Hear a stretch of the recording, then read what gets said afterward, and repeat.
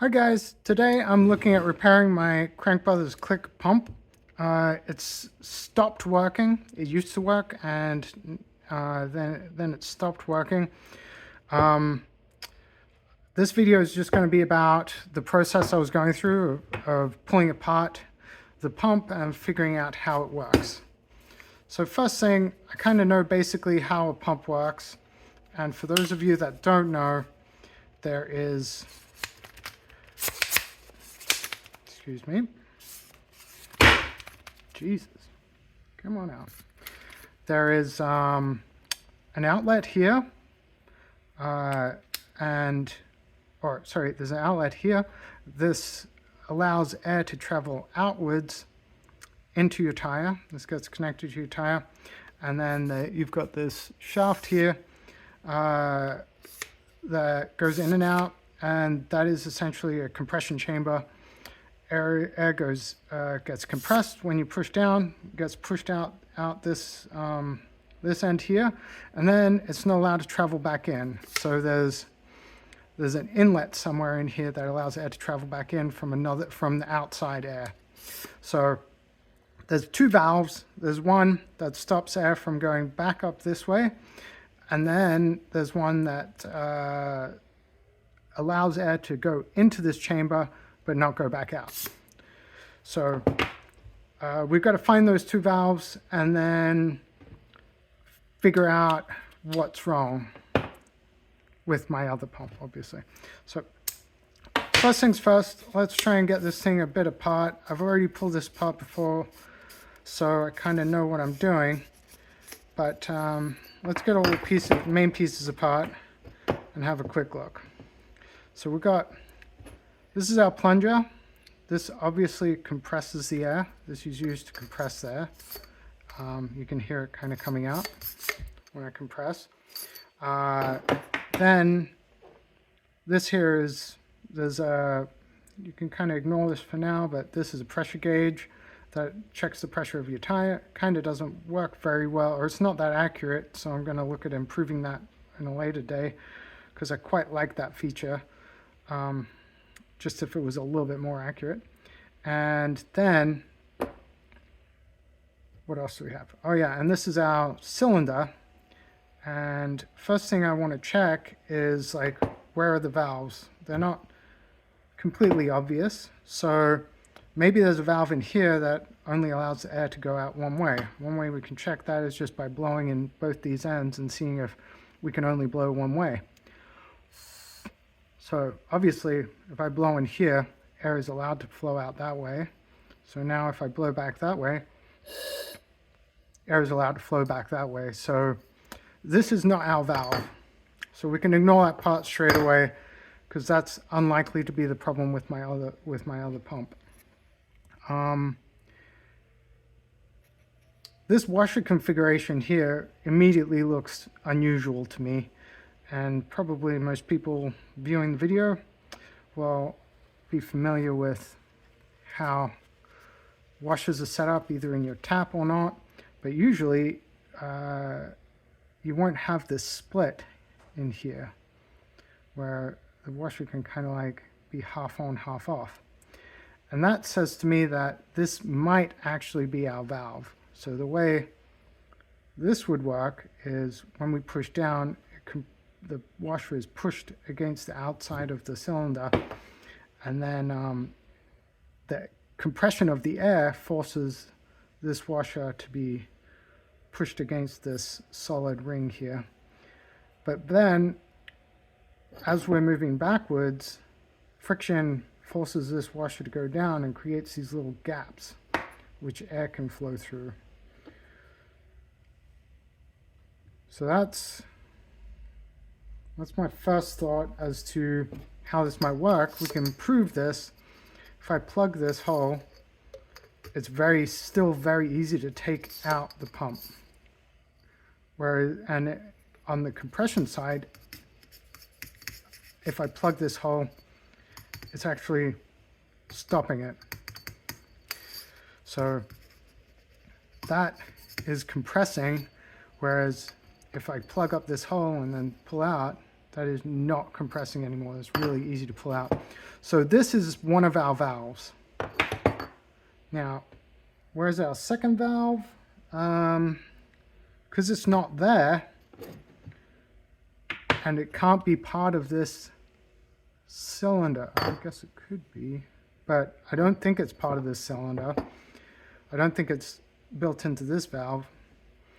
It kind of has to be here. So yeah, if I blow on this end, air will not pass through there, and if I blow on this end, air is allowed to pass through. So this is our second valve. This valve, I think I can see it right in there. See how it looks like there's a little wall? And I bet if I poke it with something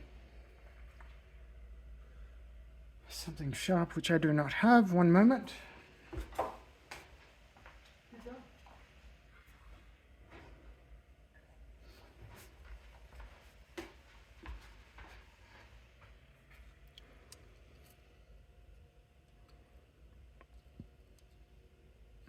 So yeah, I can feel it. I can feel that there's a spring there, and that moves out of the way when I press down on it. It's some kind of rubber type thing with a spring in it. So there's probably a spring back here, and that's loading up this rubber washer or plug, and then it engages one way, but when the air forces the spring down this direction, the air is allowed to pass around it and go down this tube. And then the opposite direction, the spring engages, and then that rubber plug engages on the outer metal part. So I'm betting that this is just threaded in there, but engages on that, and that allows the air to stop. So we found our two valves. Now to figure out what's wrong with this one. I've already repaired this, so it's going to be a little bit hard to explain, but what was happening, actually, here is the plug from this pump.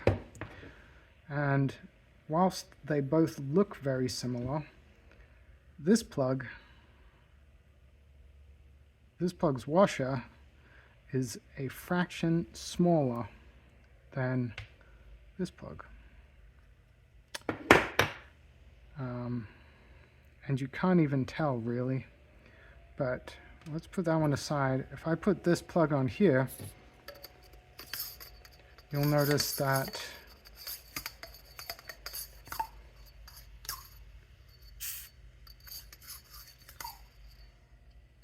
see how I can push push this plunger down, and the O-ring doesn't engage. It doesn't stop it. Air is just leaking around it essentially, and that is because this washer has become worn out. It is now out of tolerance. And again, if I put this one back in and I plug up this hole,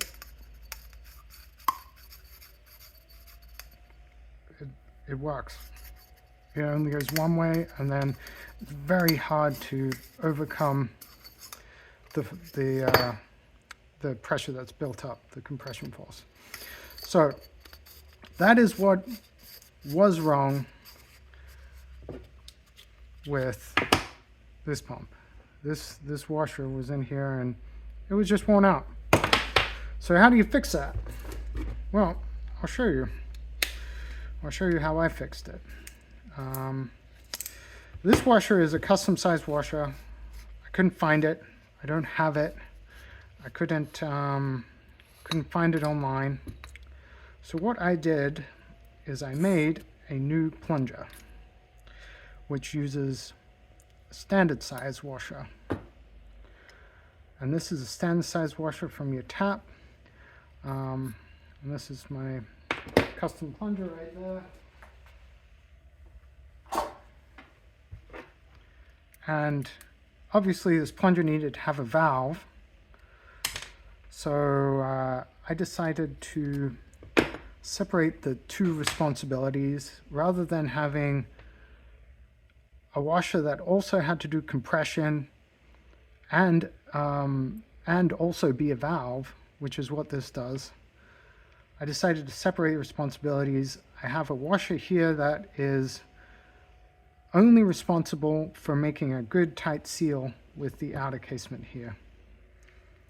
And then I made a valve, and its responsibility is just to stop the air from going one direction and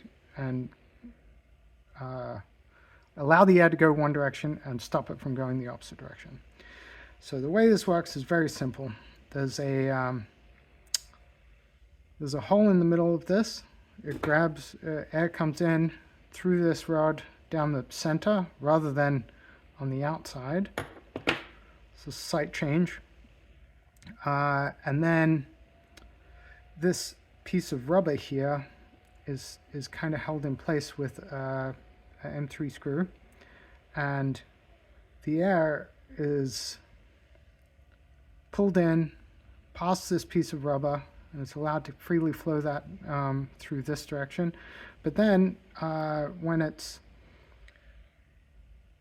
flowing the opposite direction, the air sucks this piece of rubber down to the metal and creates like a,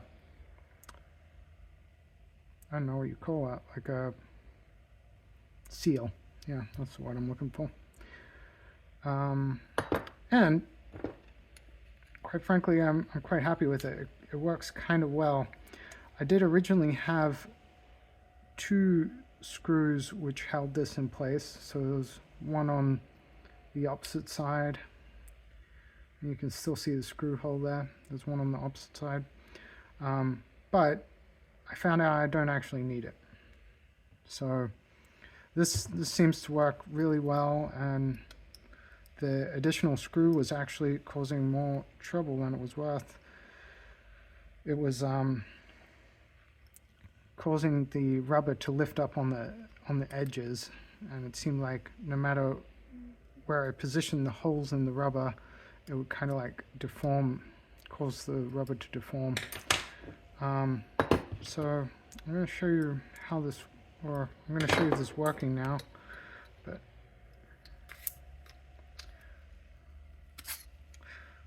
so you can hear it, like air is coming out here. So I can put my thumb over this, and you can hear the air is being drawn in through this center tube, and then when it goes out, it gets kind of pushed through here. And if I block it, you can kind of hear it. It gets really hard to press.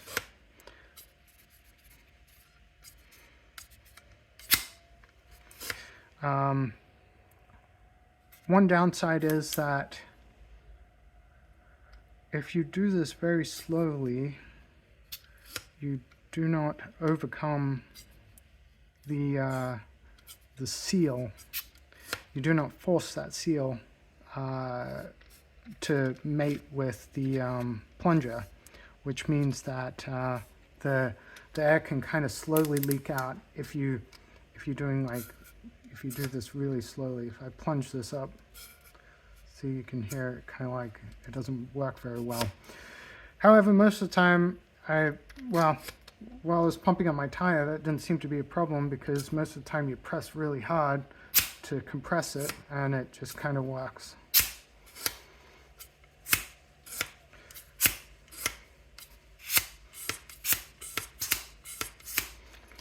And yeah, that's kind of how I went about fixing this and making it work. Feel free to comment and let me know all the things I fucked up. I'm not going to make a video on how I machine this, because I'm a terrible machinist and that would just be hilarious for everybody else. But I'm quite happy with how this turned out. I am quite happy that it's repaired, because I do quite like this pump. I'm not sure if I should do the same modification on this one. This one's working right now, so I'm thinking maybe no until it breaks. But yeah. All right. Have a good day, everybody.